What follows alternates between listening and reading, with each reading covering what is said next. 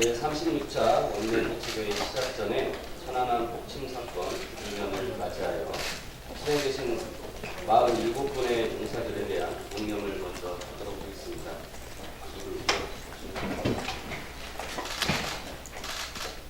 수행되신 46분의 용사들과 천안함 구조 과정에서 돌아가신 고 홍준호 준위를 위하여 공념.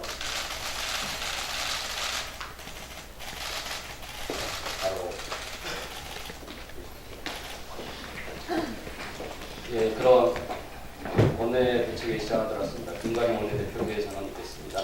네, 36차 원내대책회의를 시작하겠습니다.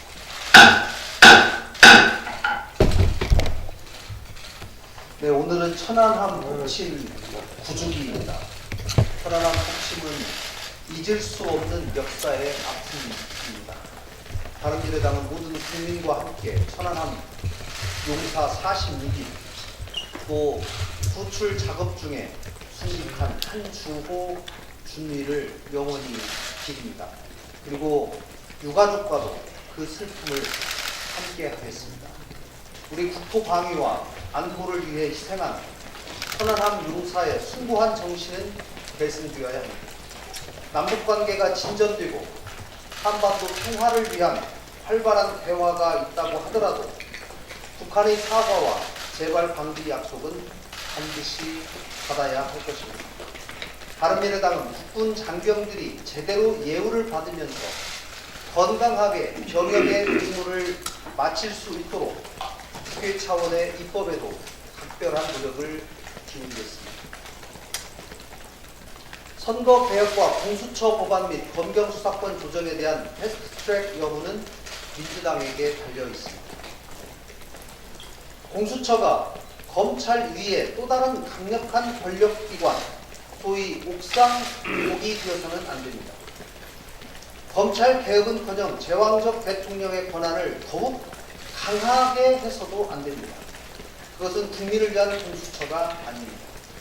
절대 권력은 부패해질 수밖에 없습니다.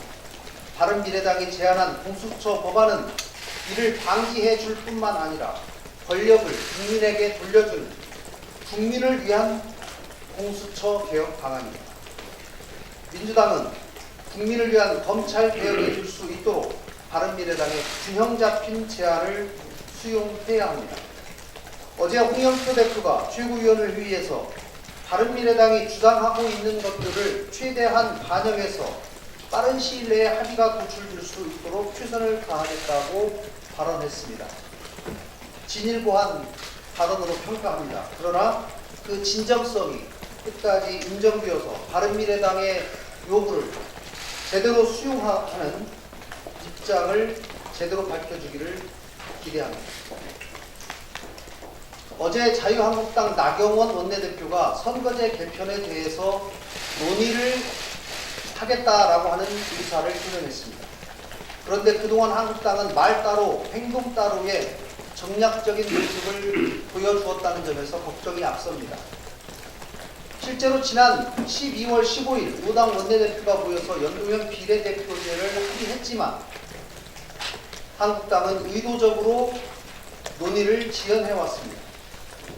지금이라도 선거개혁 논의를 하겠다면 당연히 지난 12월의 합의 정신으로 돌아가서 그 합의 정신과 내용에 기초해서 논의를 시작해야 합니다. 국민 앞에서 합의한 약속을 버려놓고 이제 와서 전혀 다른 안으로 새롭게 시작하자고 하는 것은 모순의 극치입니다. 한국당을 포함하여 각 당에서 추천한 인사들로 구성된 정개특위 자문위원회가 지난 1월 9일에 비례성과 대표성을 강화하는 방향으로 선거제도를 개혁해야 한다. 이를 위해서 연동형 비례대표제의 도입을 권고한다. 이렇게 입장을 밝힌 바 있습니다. 한국당과 나 대표는 여기에 대한 입장부터 밝혀야 합니다. 이제까지 한국당이 보여준 것처럼 반대를 위한 또 다른 반대이어서는 안 됩니다. 그것이 아니라면 나 대표가 제시한 의원 정수 270명에 대해서 지역구를 몇 명, 비례를 몇 명으로 어떻게 배분할 것이고 지역구 감소를 위한 방안은 무엇인지를 명확하게 밝혀야 합니다. 이러한 대안 없이 논의를 하자는 것은 패스트트랙을 막기 위한 꼼수일 뿐입니다. 저는 한국당이 현실적인 대안을 가지고 진정성을 가지고 협상에 나오기를 촉구합니다. 한 가지만 더 말씀드리겠습니다. 국회 윤리특별위원회에 윤리심사자문위원회의 정상화가 시급합니다.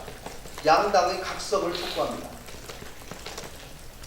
국회 윤리특위 윤리심사자문위원회의 문제는 자유한국당과 민주당의 무책임이 만들어낸 것입니다. 자유한국당은 사퇴 의사를 밝힌 3인을 설득해서 사퇴 의사를 철회시키고 조속히 자문위 운영이 정상화되도록 해야 합니다. 민주당은 교체한 자문위원이 5.18 관련 당사자인 만큼 5.18 망언 관련 심사에서 공정성 시비가 나오지 않도록 해야 합니다. 지금 자문위에서 나타나는 양당의 대립과 갈등은 지난 수십 년간 한국 정치가 보여준 양당제의 폐해를 그대로 보여주고 있습니다. 윤리특위 자문위마저 기득권 양당의 정파적 이익과 극단적 대결을 보이면서 해야 할 일들을 계속 미루고 있습니다. 양당 특유의 제 식구 감싸기로 기득권을 놓지 않고 있습니다. 이러니 국민들이 국회와 한국 정치를 불신하는 것 아니겠습니까? 국민들이 국회 윤리특위의 활동과 과정을 지켜보고 있습니다. 자문위와 윤리특위의 조속한 정상 운영을 위해서 양당의 각성을 강력하게 촉구합니다. 감사합니다. 네, 문재인 대통령이 말씀하신 기회는 평등하고 과정은 공정하고 결과는 정의로운 대한민국을 위해서라면 그리고 공정사회를 위해서라면 기준이 제시되고 기준에 따라 모든 사안이 설명되어야 합니다. 하지만 정부 여당의 기준과 기준에 대한 적용은 정의와는 거리가 먼 불공정, 부정의한 내용입니다. 먼저 검찰개혁과 관련돼서 살펴보겠습니다. 수사와 기소를 분리하는 기준을 제시를 했습니다. 검찰개혁을 위해서입니다. 이에 따라서 검경수사권은 조정을 진행하고 있습니다. 하지만 고위공직자 비리수사처에 대해서는 수사와 기소를 절대 떼어놓으려고 하지 않습니다. 법무부 검찰 과거사위의 결과를 살펴보도록 하겠습니다. 수사를 방해한 행위자들에 대해서 수사를 권고하는 기준을 제시를 했습니다. 민정수석, 당시 민정수석 곽상도와 이준희 전 민정비서관에 대해서는 수사를 방해한 진술을 확보하고 이에 대해서 수사를 권고하였습니다. 하지만 조응천 의원에 대해서는 어떻습니까? 조응천 의원에 대해서는 자체를 확보하지 못했다고 하면서 추가로 살펴보겠다라고 합니다. 하지만 조응천 당시 민정수석 공직기강 비서관이 김학의 전 차관에 대한 성접대 의혹 첩보 확인 단계에서 김학배 수사국장을 질책했다는 당시 복수의 수사관의 진술은 이미 나와 있습니다. 이렇게 나와 있는 진술에 대해서는 다른 기준을 적용하는 이유가 무엇입니까? 기준의 선별적인 적용은 기준을 적용하는 사람들의 의도와 불공정을 이야기하고 있을 뿐입니다. 한 발 더 나아가서 사회적으로 공감대가 형성된 기준이 아닌 이미 폐기된 과거의 기준을 적용할 것을 요구하는 사례도 있습니다. 전 정권에서 블랙리스트 관련해서는 공공기관의 운영에 관한 법률에 따르지 않고 청와대 대통령과의 코드에 따른 인사권 행사와 이를 위해 찍어내는 행위는 권한남용이라고 이미 폐기된 기준을 제시를 했습니다. 하지만 환경부 김은경 전 장관의 블랙리스트에 대해서는 이 과거의 기준에 따라서 처리해달라는 김의겸 청와대 대변인과 윤영찬 전 수석의 말도 안 되는 요구가 있습니다. 저희들이 김의겸 청와대 대변인과 윤영찬 전 수석은 박근혜 대통령의 참모라고 인식을 하면 되겠습니까? 바른미래당은 권력자들의 중대한 부패 행위에 대해서 공정하고 철저하게 수사하자는 일관된 기준을 가지고 있습니다. 그 기준에 따라 고위공직자 비리 수사처에 대한 중립적이고 독립적인 제도 설계를 제안했습니다. 또한 김학의 전 차관과 김경수 드루킹 댓글과 관련해서 특검을 제안합니다.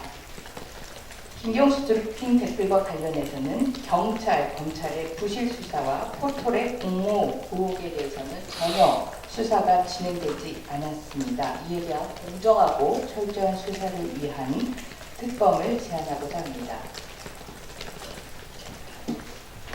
장관 청문회만큼이나 중요한 헌법재판관 청문회에 대해서 말씀드리겠습니다. 장관 후보자 1000명에 대한 청문회가 지금 진행 중에 있습니다. 그런데 장관 청문회만큼이나 중요한 인사청문회가 곧 열리게 됩니다. 바로 문영배, 이미선 헌법재판관 후보자 인사청문회 그것입니다. 헌법재판관 인사청문회는 장관 인사청문회 그 이상으로 중차대한 인사검증 자리입니다. 헌법재판관들은 대한민국이 가는 방향과 가치관의 잣대를 정하기 때문입니다. 지난해 가을 임명된 오명준, 이종석, 이은혜, 김경 3명이나 위장전입을 했던 사실이 드러난 바 있습니다. 헌법재판관은 누구보다도 준법 정신이 투철해야 하는 인물이 임명되어야 합니다. 그러나 오명준, 3명이나 고위공직자 인사배제 기준에 어긋나는 부헌법 행위를 저질렀음에도 불구하고 일사천리로 임명된 것을 보고 국민들께서 헌법재판소에 대한 불신감이 더 커졌습니다. 그렇기 때문에 이번에 임명되는 헌법재판관들 또 품격 없는 훌륭한 분들이 임명되어야 한다는 것이 마땅합니다. 하지만 안타깝게도 벌써부터 정치적 편향성 우려가 불거지고 있습니다. 두 후보자는 모두 매우 강한 진보적 색채를 띠고 있다는 것이 중론입니다. 이렇게 정파와 포도가 맞는 인물만 헌법재판관으로 임명하다 보니 헌법재판소 목소리가 균형을 잃을 수 있다는 지적이 들려옵니다. 현재는 다양한 이념의 목소리가 있어야 됩니다. 편향된 이념으로 채워지면 우리 사회 한쪽으로만 설 수밖에 없습니다. 그렇게 되면 우리나라는 또 다른 갈등만 쌓일 뿐입니다. 곧 있을 문영배, 이미선 두 후보자에 대한 청문회도 국민들께서 많은 관심을 가져주기를 부탁드립니다. 국민의 눈만큼 무서운 편집자는 없습니다. 부디 엄중한 잣대로 이 두 후보자에 대한 검증을 함께 해서 우리나라가 한쪽으로 쏠리지 않게 해주십시오. 감사합니다. 네, 최도자 의원입니다. 국민이 주인인 국민연금 창업자 가문의 경영권 확보 승계가 국민의 뜻인가에 대해서 말씀드리도록 하겠습니다. 예, 문재인 대통령은 대기업 대주주의 탈법과 입법에 반드시 책임을 묻겠다고 선언하며 주주 가치를 훼손하지 못하도록 하겠다고 밝혔습니다. 하지만 주주총회가 몰려있는 이번 달 국민연금의 결정들은 대통령의 선언과 확연히 다른 길을 걷고 있습니다. 배임으로 회사에 손해를 입히고 공정위의 일감 몰아주기, 과징금까지 받은 현대 엘리베이터 현정은 회장에 대해 부당 지원 행위로 기업 가치 훼손이 있다고 인정하면서도 국민연금은 사내이사 연임안에 반대가 아닌 기권을 했습니다. 재벌 3세인 현대차 정우선 수석 부회장의 사내이사 선임에 대해서는 특정 일가의 권력 집중 등에 대한 문제 제기가 있었지만 국민연금은 찬성 투표를 하였습니다. 주식회사의 오너는 창업자 가문이 아닌 일반 주주들입니다. 국민연금은 대주주인 국민들의 이익을 위해 결정권을 활용해야 하지만은 유독 재벌들의 경영권 방어와 승계에는 동조와 강요를 일삼고 있습니다. 능력이 검증되지 않는 사람이 혈통 때문에 최고의 권좌에 오르는 일은 북한만의 이야기가 아닌 우리 대기업의 모습입니다. 사상 최악의 청년 실업난 속에서 공기업 채용 비리는 온 국민을 분노하게 했습니다. 하지만 소수의 지분으로 그룹 전체의 경영권을 가져가는 다이아몬드 수저들도 바로 채용 비리를 저지르고 있는 것입니다. 족벌 세습을 완성하려면 재벌들의 시도는 지속적으로 반복되고 있습니다. 경영권 세습에 대한 명확한 입장과 기준을 마련할 것을 촉구합니다. 이상입니다. 예, 최부장관님 발언에 이어서 저도 좀 국민연금 문제를 시작하겠습니다. 저는 2016년 국정감사에서 우리나라 재벌기업의 문제점을 총망라해서 보여주는 대표적인 사례로 한진그룹을 지목했습니다. 당시 제가 지적했던 가장 큰 문제점은 한진해운의 최은영 대표이사, 대한항공의 조원태, 조연아, 조양우 이사. 단지 아내라서, 아들이라서 경영 능력에 대한 검증이나 경쟁 과정 없이 회사의 경영을 맡는 가족 경영 문제가 가장 큰 것이었습니다. 가족 경영은 당연히 이사회를 껍데기로 만들고 전행적인 의사결정 결과 총수 일가는 기업 성과와 무관하게 고액의 보수를 가져갑니다. 심지어 조양호 회장은 대한항공을 한진 칼과 분할해서 양사에서 급여를 받아 연봉이 2배가 되었고 퇴직금만 500원을 넘게 받을 수 있도록 퇴직금 지급 규정을 바꾸기도 했습니다. 또한 부실 계열사에 대한 지원, 그로 인한 계열사 동반부실, 공익법인이나 지주회사를 통한 경영권을 확보하는 전형적인 형태를 보였고 일감 몰아주기와 회사 교회 유용 역시 빠지지 않았습니다.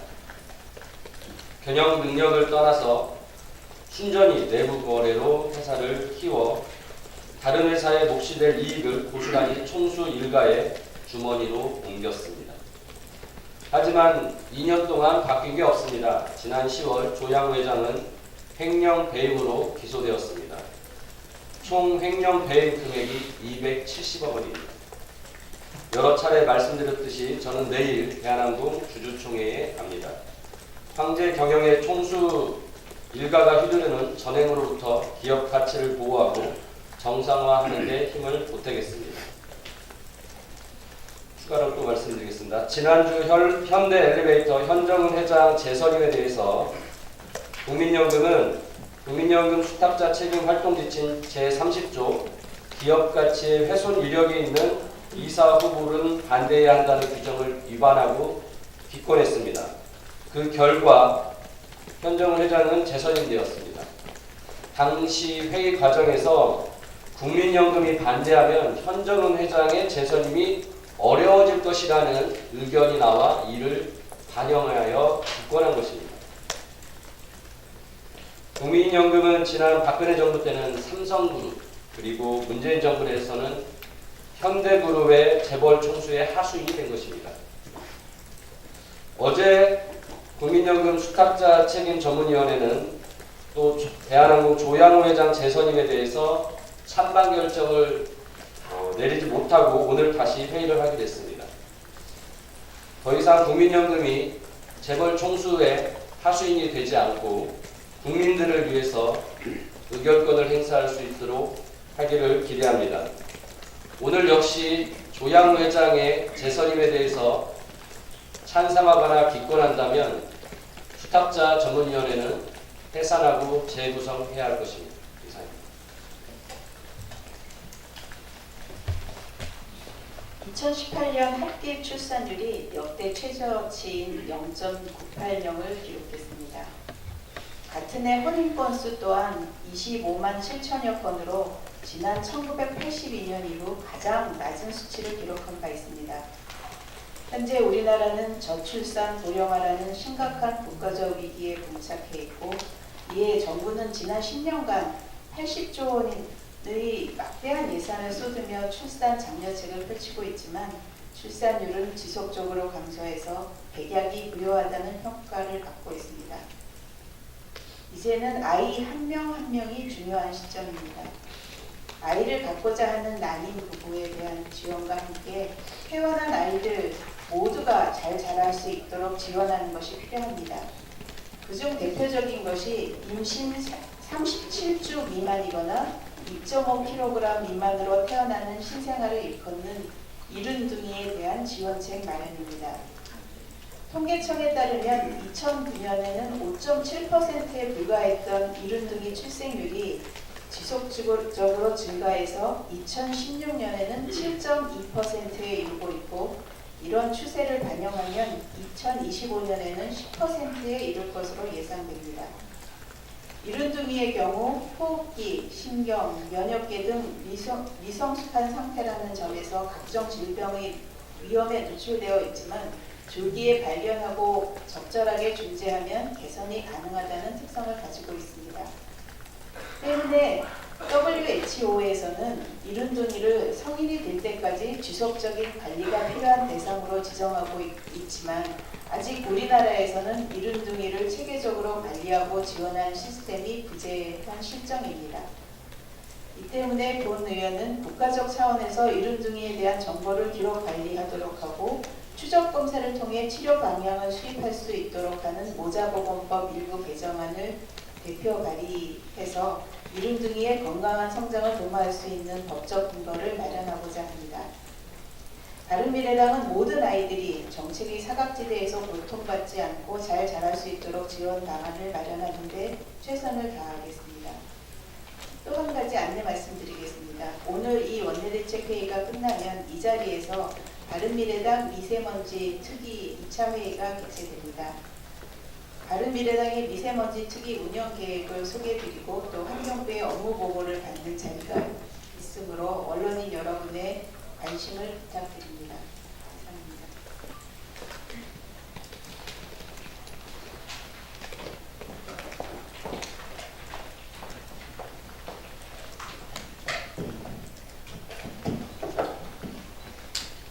최근에 이슈가 되고 있는 포항 지진과 미세먼지를 모두 전 정권 탓으로 돌리는 현 정권의 내로남불에 대해서 말씀드리겠습니다.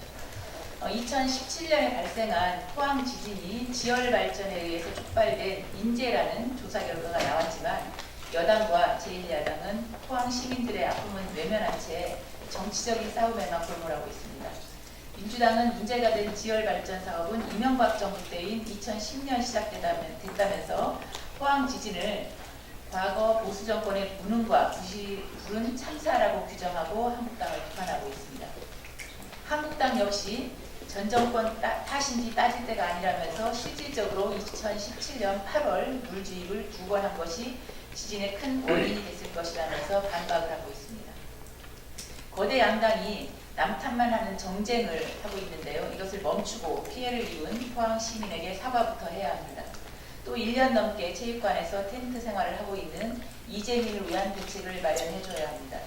그리고 난 후에 감사원 감사를 통해서 지열발전 사업자와 입지 선정을 둘러싼 의혹을 철저히 규명해야 합니다. 이 같은 전 정권을 탓하는 행태는 지난 22일에 방영된 유시민의 알릴레오 미세먼지 편에서도 그대로 드러났습니다.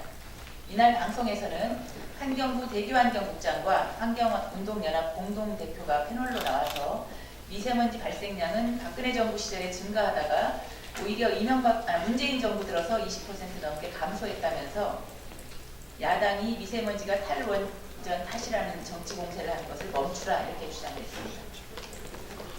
또 현 정부는 미세먼지를 줄이기 위해서 전 정권과는 차별화된 강력한 대책을 추진하고 있다. 이렇게 칭찬을 또 아끼지 않았습니다. 그런데 서울을 비롯한 수도권에 역대 최악인 7일 연속 미세먼지 비상저감 조치가 발동이 되고 연일 뿌연 하늘이 대한민국을 뒤덮고 있는 그런 상황이기 때문에 국민들은 전혀 체감을 하지 못하고 있습니다. 중요한 것은 문재인 대통령이 미세먼지를 30% 줄이겠다, 한중 정상급 주요 의제로 격상시키겠다 한 그 약속이지 남 탓을 할 때가 아니라는 점입니다. 예, 임재훈입니다. 저는 특정 의원은 지난 3월 20일 수요일 모 유튜브 방송에 출연해서 해당 행위적이고 인신공격성 발언에 했는데 이 점에 대해서 짚고는 넘어가지 않을 수 없어서 한 말씀 드리도록 하겠습니다. 제가 드리는 발언은 창원 성산 보궐선거 상임선대위원장 본부장 자격 이전에 당원의 한 사람으로서 말씀을 드리는 거고요. 공개석상에서 이런 발언을 해야 하나 고민했지만 당과 지도부가 특정 의원에 의해서 일방적으로 오도당하는 것을 더 이상 방치할 수 없었기 때문에 내부 분란에 대한 우려가 있음에도 불구하고 결심을 했습니다. 그 해당 의원이 그 유튜브 방송에서 했던 발언을 그대로 먼저 읽어드리겠습니다. 창원에서 숙식하는 것도 정말 제가 보면 좀 찌질하다. 그것도 그럴듯하게 명분이 있을 때 절박하게 하면 국민들이 마음이 동하는데 아무것도 없이 나 살려주세요. 이렇게 하면 짜증난다. 일부 발췌했고요. 또 하나는 창원 같은 경우는 심판 선거를 할 것으로 기대하고 우리가 봤을 때 심판하는 데 힘을 보태야지 작지만 왜 우리가 거기서 몇 프로 받으려고 그렇게 어떻게 보면 회방 놓는 것밖에 안 된다. 손 대표가 완전히 벽창호고 이게 뭐하는 짓이냐. 잘못하면 오히려 아닌 애만 못하게 된다. 예를 들어 사람들이 심판 선거로 가는데 내서 지지율이 굉장히 낮게 나올 거다. 후보도 그렇고 그러면 국민들이 봤을 때 오히려 힘 빠지고 굉장히 와야 될 가능성이 있다. 그래서 제가 볼 때 선거 결과에 따라서 손 대표가 책임을 져야 된다고 본다. 본인이 그래서 나가서 숙직까지 하는지 모르지만 일부 역시 발표했습니다. 정치인으로서 각종 현안에 대해서 소신과 철학을 갖고 발언하고 주장하는 것은 얼마든지 좋습니다. 당의 건강성을 상승하는 것이고요. 민주정당의 역동적인 모습이라고 저는 봅니다. 하지만 당원으로서 해야 될 말과 하지 말아야 될 말이 있어요. 기본적인 예의와 도리가 있어야 한다는 겁니다. 당대표가 숙식을 하면서까지 온몸을 던져 최선을 다하고 있는데 찌질이니 벽창호니 이런 인신공격성 발언에 대해서 저는 분노하지 않을 수가 없습니다. 그리고 우리 당 이재환 후보가 최선을 다해 뛰고 있는데 해당 의원 주장대로 현 정부 심판 선거를 회방놓는 후보인지 반문하지 않을 수 없습니다. 그러면 특정 정당의 후보직을 사퇴해야 하는 것인지 반문하지 않을 수 없어요. 내부 총질 앞으로 즉각 멈추기를 바랍니다. 후보 선정 과정에서 물론 일부 반대가 있었던 것도 사실입니다. 그렇지만 후보가 결정된 후에는 지도부도 내려오셔서 헌신적으로 선거운동하시고 올라가시고 했습니다. 이게 정말 공당의 멋진 모습 아닙니까? 그리고 이름도 없이 빛도 없이 선거운동에 임하고 있는 개파를 초월한 모든 당원들에 대한 모욕입니다. 해당 의원은 이런 해당 행위적이고 인신공격성 망언에 대해 당 지도부와 당원들, 특히 창원 지역에 이름 없이 활동하고 있는 당원들에게 즉각 사과하기를 촉구합니다. 존경하는 국민 여러분, 그리고 창원 성산 주민 여러분, 간곡히 부탁드립니다. 우리 바른미래당을 살려주십시오. 그리고 고생하시는 손학규 대표, 김관영 원내대표, 와서 또 선거운동 열심히 해주셨던 우리 이수민 대표, 그리고 이 자리에 계시는 우리 의원님들, 당 지도부 꼭 살려주시면 감사하겠습니다. 정치공학적 단일화로 경제 파탄의 책임을 피하고자 하는 집권당과 여전히 국정농단 세력이 활기치고 있는 한국당, 적대적 공생관계, 담합, 꼼수, 짬짬이 정치를 끝장내는데 우리 창원 성산 주민 여러분께서 힘을 모아주시면 대단히 감사하겠습니다. 이상입니다. 예, 공개 발언 마치고 비공개로.